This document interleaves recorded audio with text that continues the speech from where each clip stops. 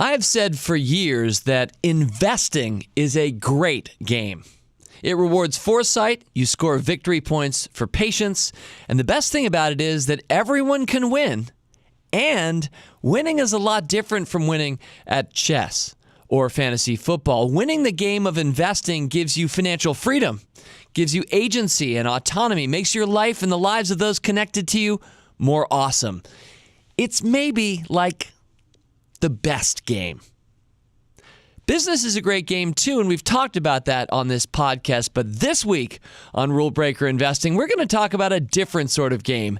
Tabletop board games, game games. My 2018 holiday games list with gift suggestions is afoot. But not only that, the real highlight, I think, is we're going to be joined by one of the great living game designers of our time, one of my gaming world heroes, and he is Richard Garfield, the designer of so many games, but probably most prominently Magic the Gathering, circa 1993, which almost overnight spawned an industry of collectible card games that has resulted in a multi-billion-dollar business today. Richard is an innovator, and that's the focus of my interview. That and my 2018 holiday games list right now, only on Rule Breaker Investing. It's the Rule Breaker Investing Podcast with Motley Fool co-founder David Gardner. And welcome back to Rule Breaker Investing. This is being taped on Tuesday, December 4th. Happy December. Welcome to December. It hasn't started so happily for the stock market. As I record this week's episode, the market dropped about another 3% today. So it hasn't been a kind autumn and now early winter at all. It has been rather bleak. I hope that won't continue into midwinter, but we'll see. A couple quick thoughts about the market before we get to the real star of today's show. The first thought I have for you is my oft-repeated line: stocks always go down faster than they go up, but they always go up more than they go down. So yes, it seems as if we've had a number of multi-percentage point daily drops in the stock market over these last few months. And I don't remember nearly that many multi-percentage point gain days. Maybe it's just a short memory, but I don't think the market works that way. I think people tend to sell fast and get out. They get out of Dodge. And it feels good probably when you sell and then the market goes down and you think you're rewarded for having done that. The problem is that a lot of people never buy back in when they sell out of the market. But you and I are rule breakers, and we're investing in the companies themselves. We're not going to play the market rises and drops. We know that the market rises more than it falls, but we know that when stocks do drop, it usually happens pretty quickly and it feels a little scary. But for those of us who are obeying rule breaker investing principle number 3, that is to invest for at least 3 years. You and I aren't playing a game of guessing where the market's headed. We're investing in great companies for at least 3 years, if not 3 decades. And some of my best stock picks I continue to hold, in some cases, multiple decades later. And that's the real way to win the game of investing, not to worry in the short term or jump in and jump out of the market. So that's thought number 1 about the market for you. And thought number 2, I've spoken about this on the past on this podcast, but I tend to spend a lot more time following the market when it's going up.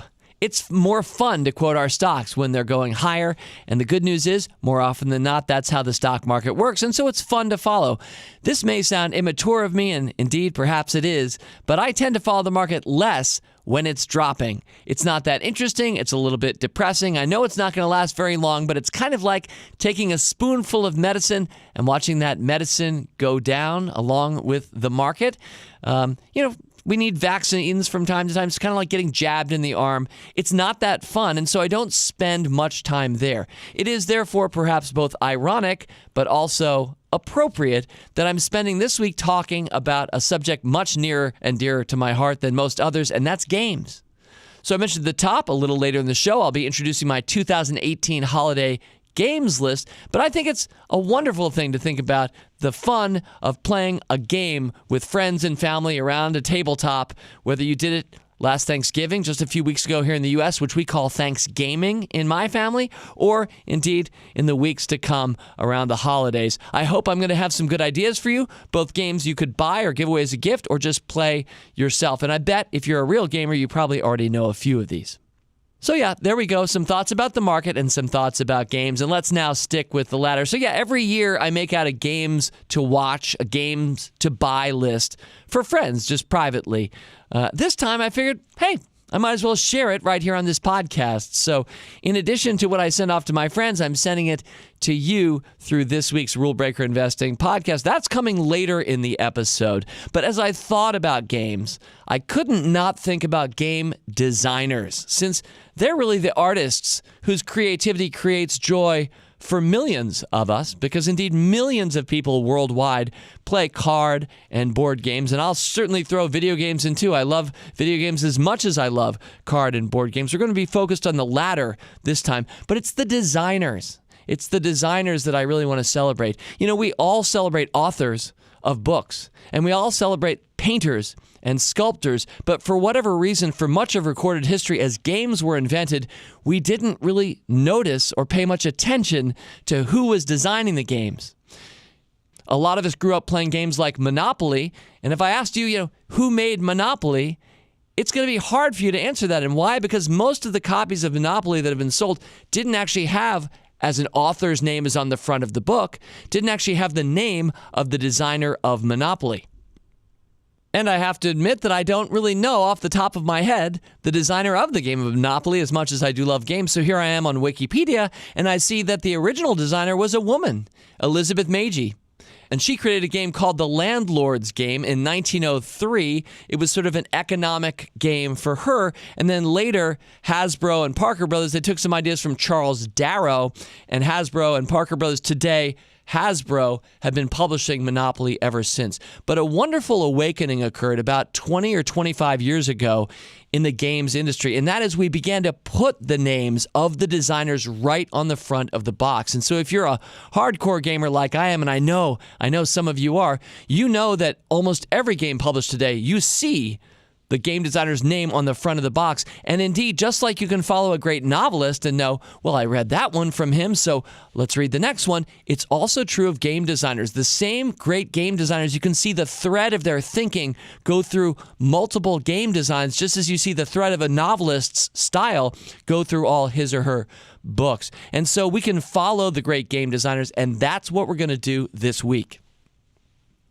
Yep, we're going to follow the innovation and thinking and story of Richard Garfield. Now, Richard grew up in Eugene, Oregon as a teenager. He is, as you'll find out, a descendant of President James Garfield, which I really like because longtime Rule Breaker Investing listeners will know that I had Candace Millard, the author, on this show and talked about The Destiny of the Republic, which is an amazing story of James Garfield's life. And sadly, his untimely death, one of the few presidents who's been assassinated. And he had a very brief presidency, but he was a Civil War hero. He was a Renaissance man. And indeed, it's wonderful to think that Richard Garfield, my guest today, is the great-great-grandson of President James Garfield. But Richard went to the University of Pennsylvania as a math student. He walked away with a PhD eventually in combinatorial math. But all the way through, he was playing games and designing games, his first one at the age of 13. He hit it really big when his game Magic: The Gathering debuted in 1993. So in this interview, I'll be talking with Richard some about his backstory and some about Magic, which if you don't know what that is, it's a collectible card game. To explain it briefly, the real innovation here was that you could buy your own deck of cards. It had unique cards that were just in a mix that was yours. And you could buy other decks of cards and add some of those cards and try to make the best deck that you could. And then you could play head-to-head against me. The game of Magic: The Gathering, we gather together and play my deck against yours. And the infinite variety of different cards and combinations has been going on for now 25 years. The Motley Fool is 25 years old. Well, guess what? Magic: The Gathering is also 25 years old. So that's certainly part of my focus in this interview with Richard. Now, I want to mention we're not going to air the whole interview in this podcast because I've got my games list to come. So we're going to offer an abridged version. We're going to give you the start of my conversation with Richard Garfield. And I hope that entices you to check back this weekend when we will run the full interview with Richard Garfield on Rule Breaker Investing. Well, without further ado, let's get started. Richard Garfield is one of the world's best and best known game designers. For his first big game, Magic the Gathering. He was granted the patent on trading card games, which is now a multi-billion-dollar industry worldwide. And since that time, Richard has produced many award-winning trading card games and board games, including Netrunner, Robo Rally, What Were You Thinking, Filthy Rich, and most recently, Keyforge. In the realm of computer gaming, he's been a game designer and consultant for Electronic Arts and Microsoft. And I'm going to want to ask him about Artifact, which is coming out on Steam too this fall. Anyway, Richard, it's great to have you as a rule breaker joining me on Rule Breaker Investing. Thank you. It's good to be here. So almost all of us grew up playing games of some kind, be it chess or Pictionary or cribbage. Richard, what kinds of games did you most appreciate as a kid? I played a lot of different games growing up. I didn't really become a gamer until I discovered Dungeons and Dragons at about 13. And that basically blew up my brain. I felt like it was so orthogonal to everything I knew about games that this world of games must be much bigger than I realized. And I took it upon myself to learn as much as I could about all the different games out there. So as a fellow D&D guy myself, and I first bought my original boxed set at Sullivan's Toy Store in Washington, D.C., but I'm just a few years younger than you are, Richard, but I was the guy teaching D&D to all my friends. What was it about Dungeons and Dragons that was such a hook for you and presumably for me too? Well, the open-ended nature of Dungeons and Dragons really spoke to me, and the fact that there was no winner, that it was about a story that you were creating, which related to the game in this way, which no other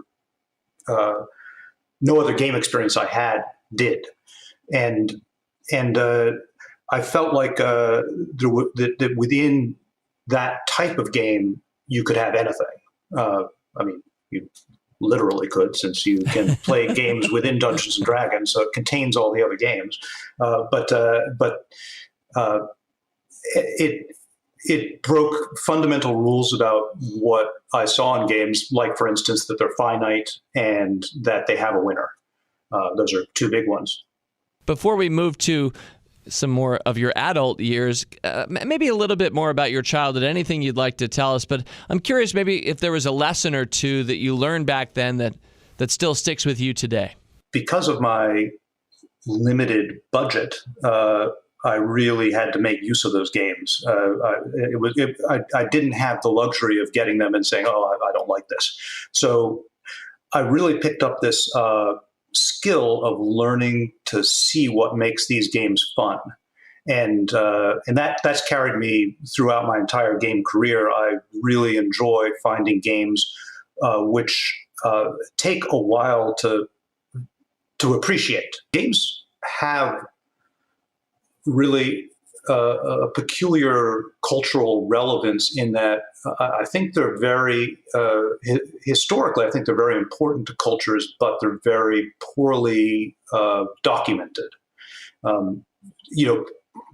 Back in the 1700s, they played lots of games, but you can't find a lot of written rules or anything like that. You can see a lot of references of people playing games all night, but you don't know exactly what they were doing, and you get the sense that there was a lot more going on, and it's because,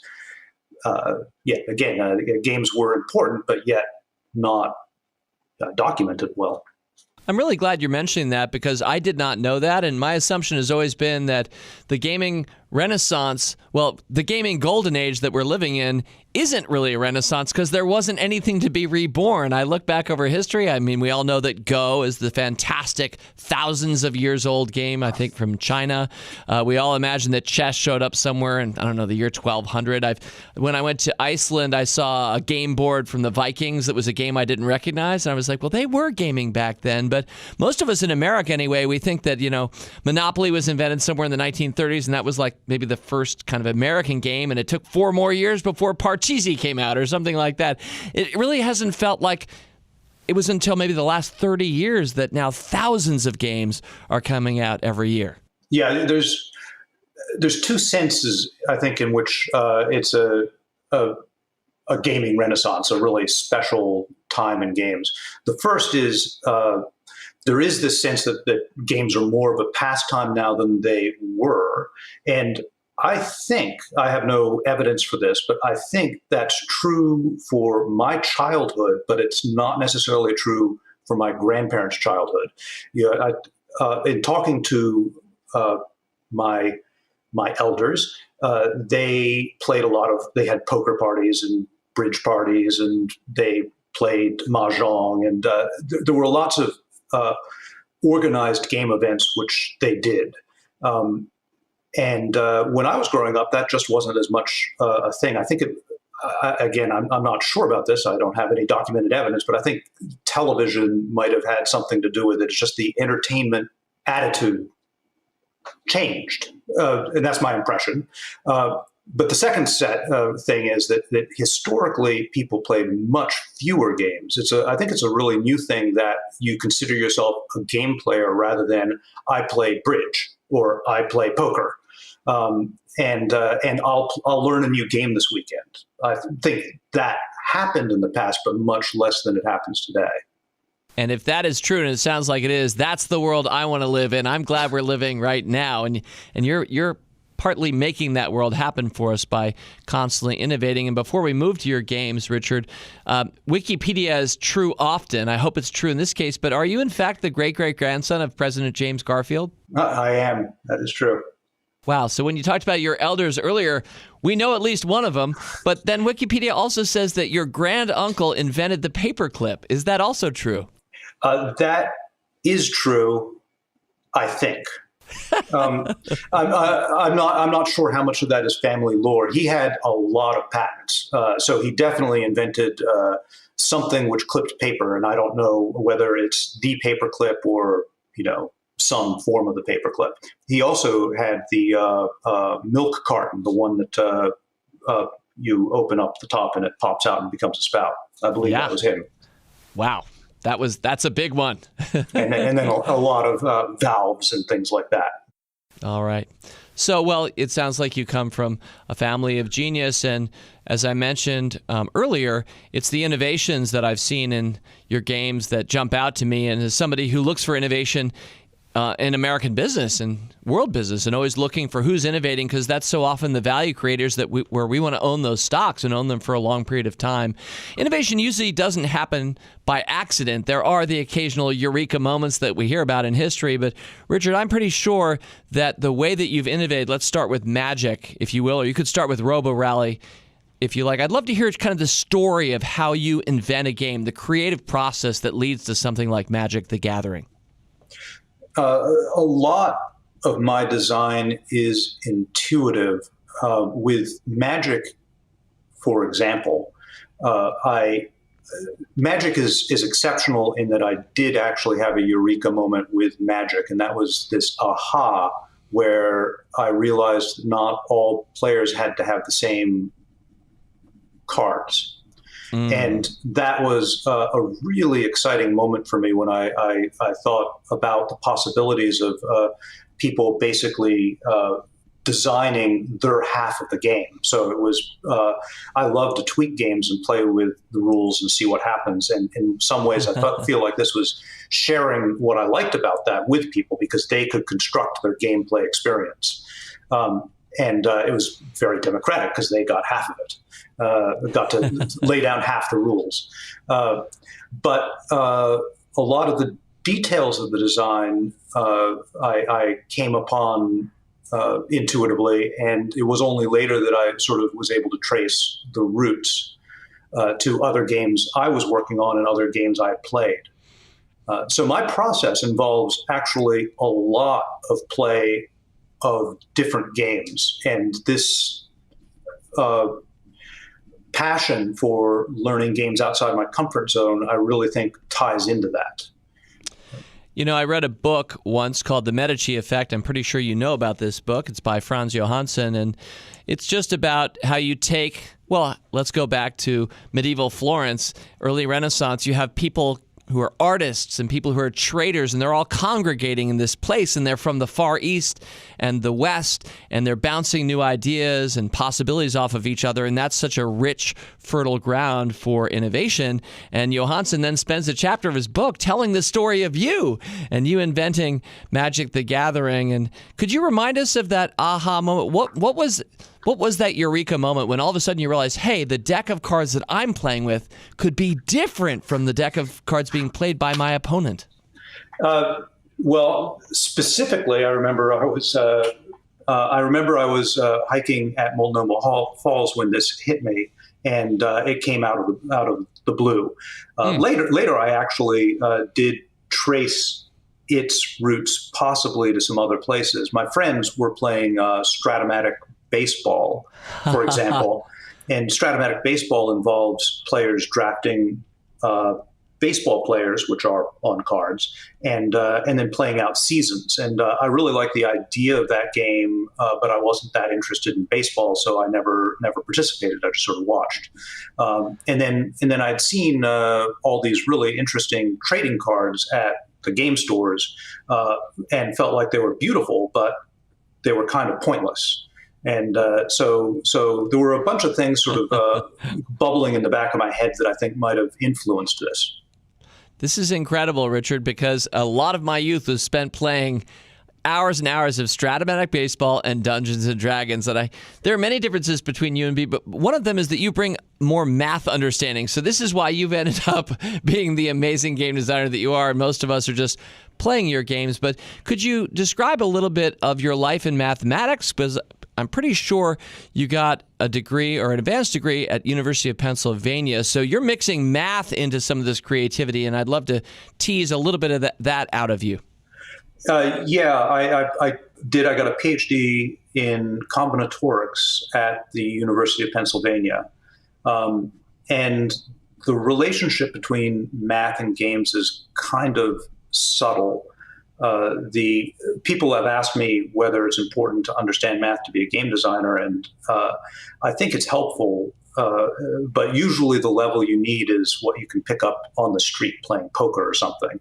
But it's useful in the same way that anything is useful. You can make a game around it. You might think of like a writer. A writer, is history useful to a writer? Well, yeah, of course. Mm-hmm. Is economics useful to a writer? Yeah, they can write about that too. And it's the same thing for games. It's just it's a good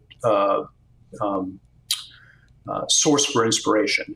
But math in particular, I think why I was going into math is because I loved games so much, and there's and so much of the underlying interest I have in games is these systems underneath, and that is mathematical. And combinatorics is actually one of the most relevant areas for the math of games.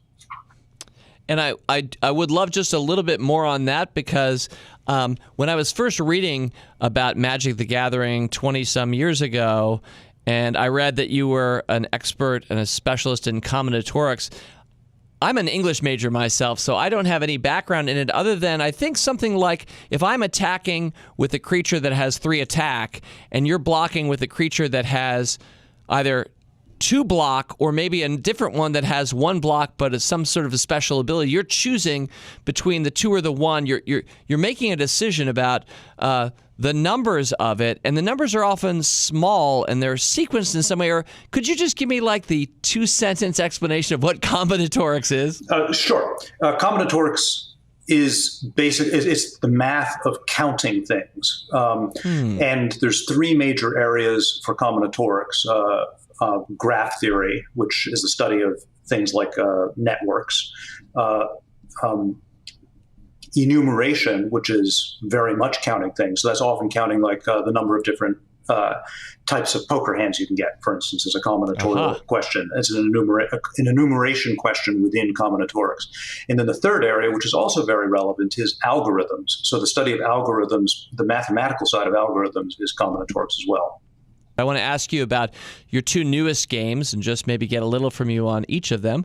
One of them is a card game, and I'm getting it 2-day ship by Amazon finally, or maybe Cool Stuff Inc. Whatever it is, I finally get my copy of Keyforge. I'm looking forward to playing that later this week. So I want to ask you about Keyforge. And then earlier I also mentioned Artifact, which is a game that's coming out as a digital card game, I think, maybe a Magic-like experience, but updated for 2018. Let's start first with Keyforge. And Richard, what jumps out to me with that new design of yours is that you're doing it once again. There he goes again. This time, the innovation is that every deck that anybody buys of Keyforge is unique. It has its own card back. It has its own unique procedurally generated name, and apparently it's going to work well enough that you could play that deck against anybody else who has their own Keyforge deck, but every single one of maybe millions of decks of cards of Keyforge is unique?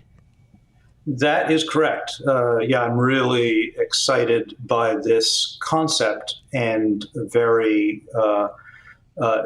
excited to see it actually out there and people playing it. It's been something that's been rattling around my head for about 10 years, but it's only in the last few years that I have felt like printing technology is such that it could actually be made. Certainly 10, it might have been 15 years ago when I first thought about it, the idea of printing unique decks for everybody to order was not feasible. But now it can be done, and each deck is $10, which is marvelous. All right, and then Artifact. Artifact, I've read a little bit about it. I saw a very popular Hearthstone esports streamer say he's retiring from Hearthstone because the best game he knows of now is Artifact. And Richard, I'm pretty sure you're behind this one. It debuts on Steam this month. What is Artifact? So Artifact is a game, it's a trading card game designed for online play. Ever since I made Magic, I was interested in making an online version of a trading card game. Magic was worked very well for paper, but it wasn't designed for online, and it's really hard to make it a good online game which is true to the paper play. Yes. And so I've been wanting to make a game which uses all the power that you have when you play with the computer, but is a trading card game. And it seemed like most trading card games were sort of going down this path, which led to a very constrained design, which were where they were taking into account limited screen space, because screen space is more limited than what you have on the table, for example. And what I wanted to do was get something where you could get the crazy, unbounded feeling that you have with Magic, while playing on a computer. It felt like you really should be able to do that. Wow. And so that's what I was aiming for, and hopefully that's what we got. That sounds very exciting. I haven't had a chance to try any demos yet. When does it come out? It comes out this month. I forget exactly when. I think the beta starts this week, but the beta is very short. Right. I would be remiss, since this is a Motley Fool podcast and it's Rule Breaker Investing, Richard, if I didn't ask, have you ever bought an individual stock? And do you want to say anything about Richard Garfield's approach to investing? I've done enough investing to know that that's not where I want to spend my time. That's a great line on its own. And when people come up to me and ask what stock they should buy, I often say, especially when they're entrepreneurs, which among other things you are, I say, make sure you're investing in yourself, because that's probably where your greatest return lies. So the stock market is secondary or derivative for many of us, and especially the entrepreneurs. I know that you're putting your money right where you should be. Last question for you, Richard. Are you a reader? And if so, what are you reading right now? I always like to hear what we're exposing our minds to. I'm reading 2 books right now. I'm reading Infinite Jest, which has been on my inbox for years, and so I'm very happy to be reading that. And I'm also reading Steven Pinker's new book, Enlightenment Now. I'm a big Steven Pinker fan. I love that book too, so I'm delighted to know that. All right. Well, Richard, you've been so generous with your time. It's been a pleasure to get to know you for the first time via the podcast. I often love to think about the future. That's, after all, what we try to do when we pick a stock. I know you think a lot about the future, and you're pretty good at inventing the gaming future. I'm just curious, Richard, whether you have any prediction that comes to mind that you'd like to make about games or yourself or the world at large. Yeah, I predict that the effect of this gaming renaissance we talked about will be more profound than it at first appears. I think I've always felt that games were the most underutilized tool in education by a long shot. And I meant that not just as educational games, but just the education involved in playing almost any game. So I think this broad spread interest in playing games and learning new games will actually have really big ramifications for our society. That is spectacular. That truly brings a chill to my spine as a fellow gamer.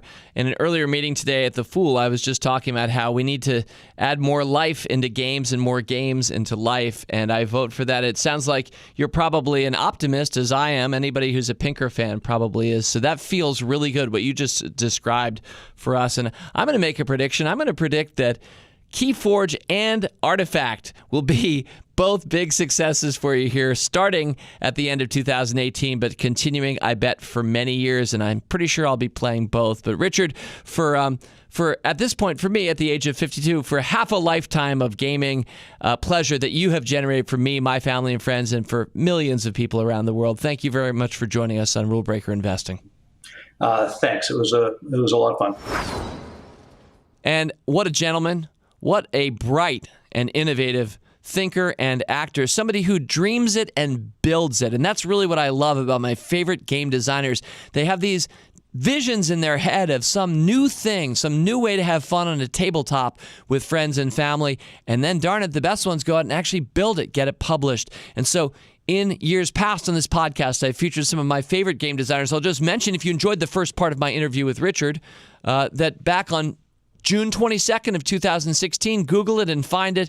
My interview with Rob Davio. Rob is the one who dreamed up legacy games. The idea that if you play a game of Risk, which you may well have played before, imagine if when you played that game at the end of it, whoever won, whoever lost, and what happened then affected the next game of Risk that you played together. And you added some cards and some new components as you played a series of games. So each game that you play of Risk is one example, because Rob started with Risk Legacy. There's a legacy to your gaming that you do with that group, and you play 12 or so games of Risk, and you end up with your own unique copy of Risk. People are writing on the board, naming continents after themselves, adding special weapons, tearing up cards.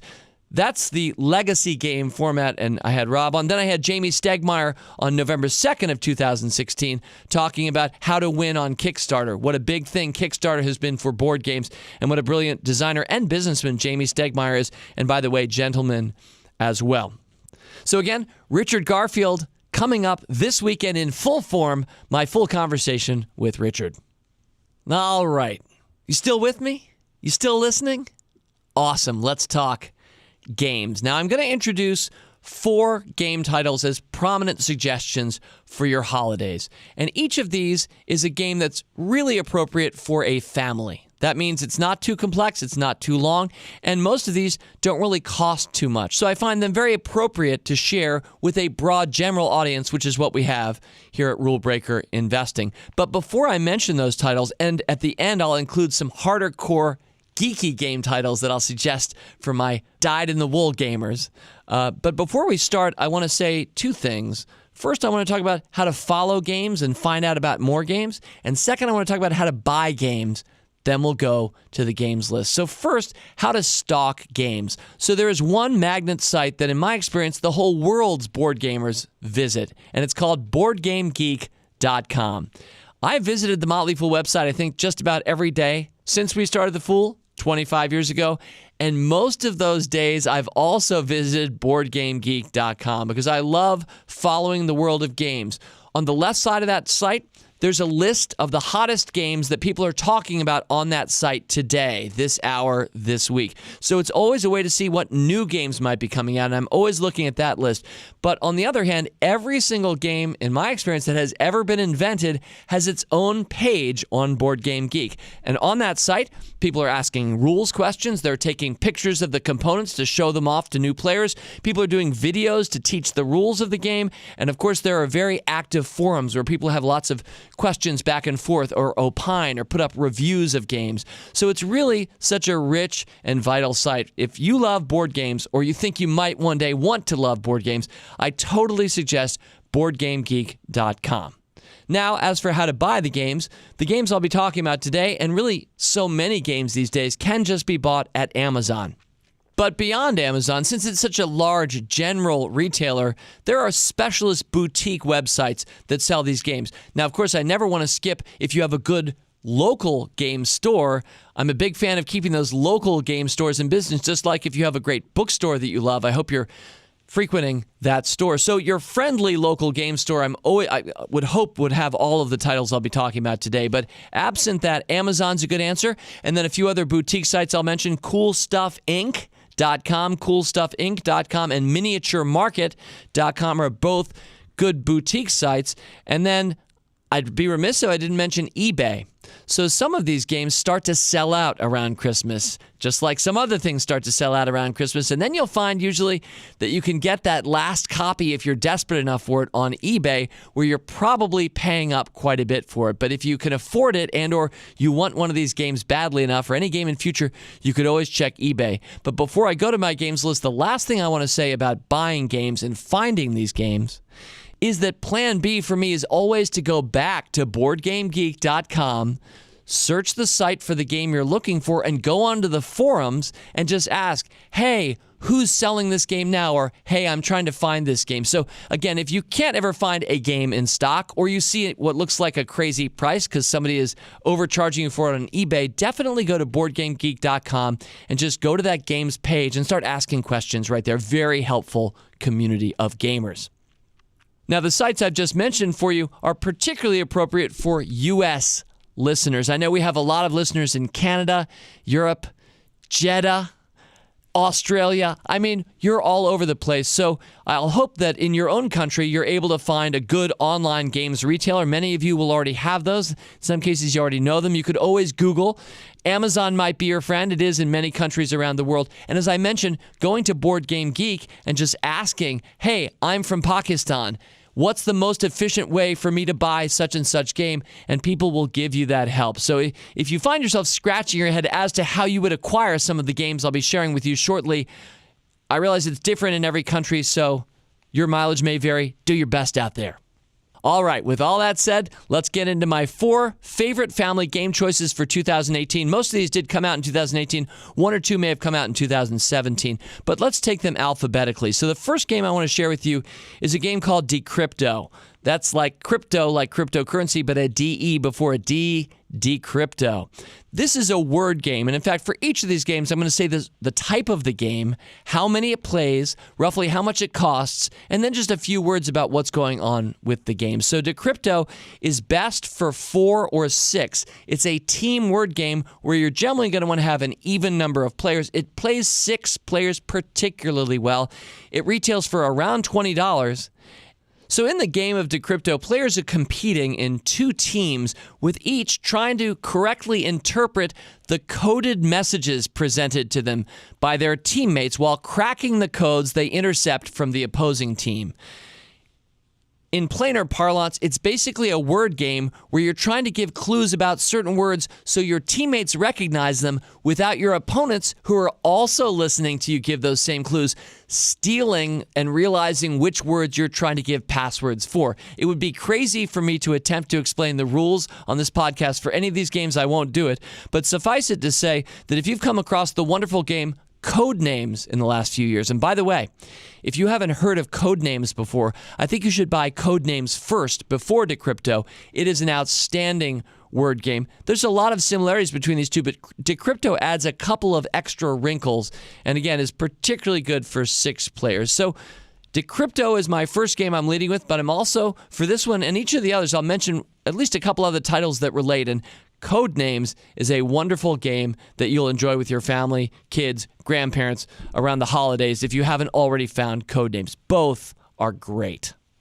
And game number 2, this is a card game, a simple card game for 2. So if you're part of a couple, I think it's a great couples card game. If you want to play with a child, you and that child will have a great time playing what is a simple trick-taking game.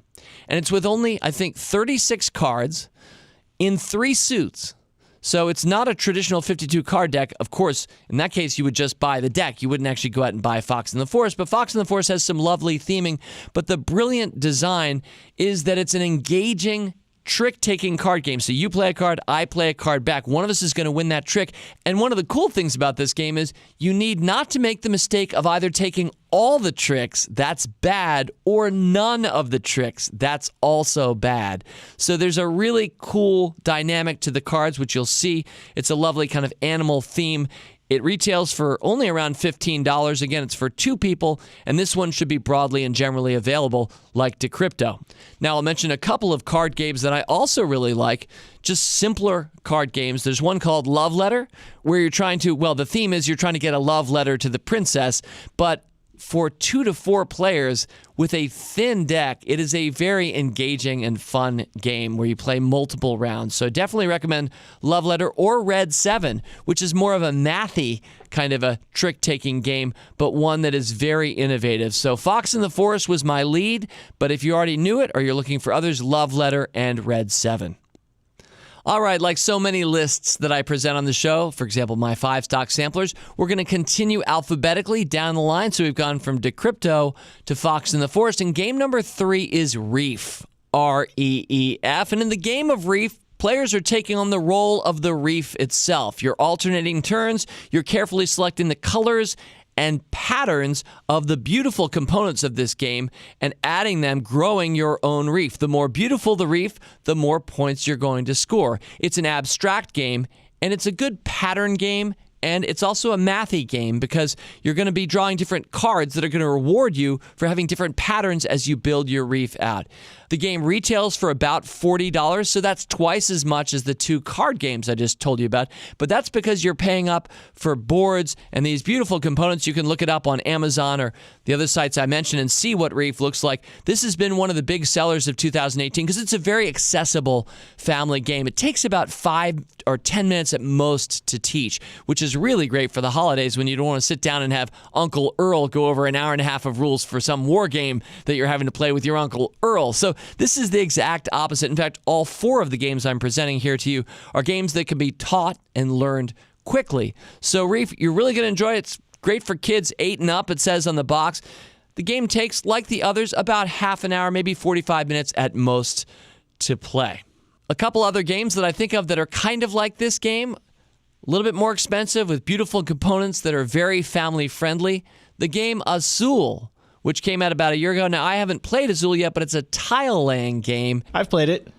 Awesome, Rick. Talk briefly about Azul. I won't try too hard to describe it, but it's you select tiles and then you have to put them down in particular patterns in order to gain points. I found that we played it all summer at the pool. It's a great pool game because it doesn't have cards that fly away in the wind. It's a tile game, and it worked really nicely there. All our neighbors played it together. So wonderful. Thank you. Rick Engdahl, my talented producer and a gamer extraordinaire unto himself. So thank you, Rick. I haven't even played Azul, but it's gotten very good reviews. And then a game from a few years back called Splendor, where you're collecting gems, and it's a card and token game. So all 3 of those. Again, I led with Reef, but if you like Reef and you wanted some new ideas and you didn't already know about Azul or Splendor, I highly recommend all 3. I'll have to chime in once again and say Splendor is the #1 family and neighbor game that we have going. It's a really good game. Awesome. Thank you, Rick. And yeah, the whole point of this holiday games list is to think about games that are lighter and more appropriate for all ages and can be learned quickly and enjoyed forever. And the replayability that goes through each of these games is still very high. All right, and that brings me to my 4th and final family game for the 2018 holiday games list, and that's War Chest. Now, War Chest is a two-player game. It's kind of like chess in a way. You're sitting over a board and you're trying to take over your opponent's pieces. But actually, imagine if on a chessboard, instead of it just being that I'm taking your piece, imagine if I'm taking an area. I'm controlling one of the squares on the board. And then imagine, unlike chess, that the types of pieces from one game to the next change. Imagine if you played some games of chess with no rooks, but some other brand new piece that does something you've never seen before on a chessboard. That's the way War Chest plays. You draft at the start 4 piece types for each player, and you each have different capabilities. They're pretty simple. It doesn't take a lot to learn, but it is wonderful. There are 16 different types of pieces. So again, imagine a chess game where you had 16 different types of pieces, but every game you had a mix of 4 different ones against 4 different ones, and that captures a lot of War Chest. Now, why does it cost $40? Well, you're playing with poker chips. Those are what the pieces are, and they're beautifully illustrated, heavy, chunky, meaty poker chips. It's a lovely game, and I do, of course, recommend War Chest as Family Games Holiday List number 4 this year. I will mention this is a little bit of a harder game to find, and part of the act of me mentioning these games on a broad, general podcast is I might have just made it even harder for people to find it if you're going out and buying War Chest or any of these games. So in this case, you might want to look extra hard on some alternate sites if Amazon isn't your friend, and I did mention eBay, and of course just going back to Board Game Geek itself. So I highly recommend War Chest. And while I'm not a big fan of abstract games, for example, I don't really like chess that much, and backgammon's fun enough, but War Chest I think is much better than both of those games. I also want to mention a wonderful abstract series called the GIPF Project, GIPF. It's kind of a made-up word. It's not even an acronym, but there are about, I think, 5 or 6 GIPF games. There's GIPF, GIPF. There's Tsar, TZAAR. There's Yinch, YNSH, and they all kind of interrelate with each other. Each one of them is a boxed game unto itself that can give you a lifetime of fun, but there are also elements that run across them, and the designer, Chris Boerum, who I believe is Belgian, is a genius. So if you find yourself enjoying War Chest, or if you can't find War Chest and you want to find another great abstract game, I highly recommend the GIPF series. I'm pretty sure I own all those games and have played them with my kids and family over the years. So I think for most of my listeners, that's probably all you needed to know. Maybe it's even more than you needed to know. Maybe you're like, I listen to the podcast every week, but I don't really care that much about games, or I don't even like games. Well, if that's true, I think that's kind of sad, because I think we should all love games. And perhaps I got you a little closer with my list and some of my thoughts for you this week. But I know some of you still hanging on are harder core gamers. And you're like, yeah, I already know Decrypto. I mean, I played War Chest. I know Love Letter and Splendor.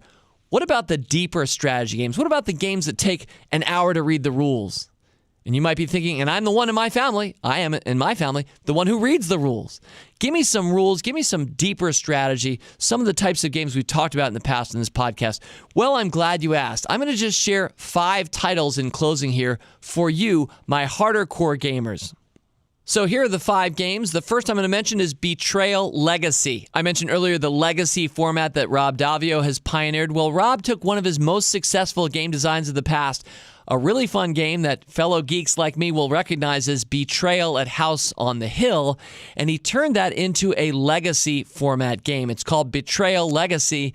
It is an expensive game. I think it costs around $75, but it gives you a unique narrative. It gives you, I think, quite an amazing experience, and it was a pleasure to see some of my cousins and other members of my family during Thanksgiving sequester themselves in a part of the house and just play this game for hours and watch the excitement as new components and new developments happen as you unwrap little boxes after finishing Game 5, open this box and add it to the game.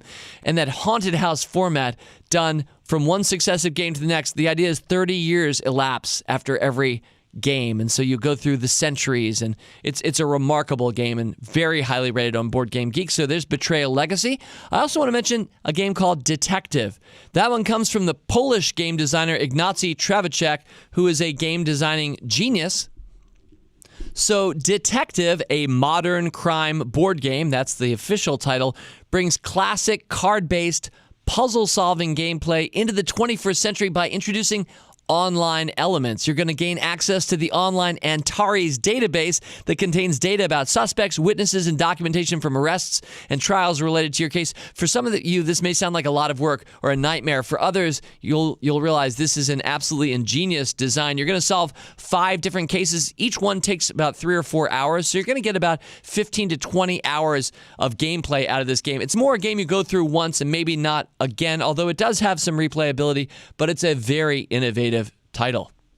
The third game is Fireball Island. Now, Fireball Island, The Curse of Volcar, is actually a reimagining of a game that was released in 1986 called Fireball Island. Some of you may remember it. The idea is you're taking your explorer onto the island. It's a large 3D game board. It looks like an island with a volcano in the middle, and marbles come spewing out of that volcano and try to knock over your explorers as you move them around the island trying to collect treasures in different areas. It has a great sense of humor. It's a dexterity game in part. It looks stunning on a game table, but it costs about $100, and it's not that easy to find this time of year. So if Fireball Island sounds like the kind of game you'd like to visit, I highly encourage it. Now, I will say that this is a lighter, simpler game. This is as much a dexterity game. It has some cards going on in the game to move around the island with some set collection and some surprises in terms of what your goals are. There are also about 4 expansions coming for it, so it's kind of a game system. But unlike the other games I'm sharing in this closing list, this is much lighter and simpler. Which brings me to my last 2 games, and how could I not make one of them alphabetically next? From Fireball Island to Keyforge. I just talked about it with Richard Garfield on this podcast, and more coming this weekend. And I have greatly enjoyed opening up a few decks. Again, they're unique. So my deck, I'm the only one who has that deck in the world, and I've really enjoyed playing Trenchant Everett of the Region against my son's deck. Yep, that's the name of my deck. I have a unique card back. It's a green card back. Trenchant. I guess that's like, cutting. Trenchant. Everett is the name, I guess. Trenchant Everett of the Region. I'm not really sure what the region is, but when you algorithmically create over 100,000 different names for card decks, you end up with some really funny named decks. So I have Trenchant Everett of the Region. It tends to lose to my son's decks, but we've had a lot of fun with Keyforge. I highly recommend it. And then I guess I'll close with probably what's my favorite game of the last couple of years. I know I've mentioned it at least once or twice before on Rule Breaker Investing, and that's Terraforming Mars, which is really one of the great strategy games of our time. You can hear from the title what is the theme of the game. We're terraforming Mars. Again, if you're the geeky kind of gamer who's still listening to the podcast at this point, you probably already know about this game. But do you know that there are a couple of good expansions out for it? Prelude in particular was a great release here in 2018, which adds more interest to the setup of the game and customizing the corporation that you're going to be playing to terraform the planet of Mars against your competitors who are in other corners of the planet trying to terraform Mars as well. It's a wonderful co-opetition, so you're all working together to terraform Mars, but you're competing as corporations to see who can add the most value. Anyway, it's a wonderful strategy game. It's got the whole package. It's got a game board where you have placement and area control together with lots and lots of cards, all of them unique with different prices on them, and so you're deciding when to spend the money, if you even have the money. There's an economic engine underneath. It's a spectacular board game, and I'm delighted to see a couple new expansions, including Prelude and most recently Colonies. All right, well, thank you for indulging me, especially if you're a non-gamer. Thank you for sitting all the way through our 2018 holiday games list. Next week, we're headed back to stocks, but with a gamey twist, because once a quarter on the show, we do the Market Cap Game Show, the game show we invented about market caps. So get ready for Market Cap Game Show Episode 6 next week. Final reminder, you're going to get an extra, a Rule Breaker Investing Extra, my full interview with Richard Garfield coming this weekend. Have a great week. Full on. As always, people on this program may have interest in the stocks they talk about, and the Motley Fool may have formal recommendations for or against. So don't buy or sell stocks based solely on what you hear. Learn more about Rule Breaker Investing at rbi.fool.com.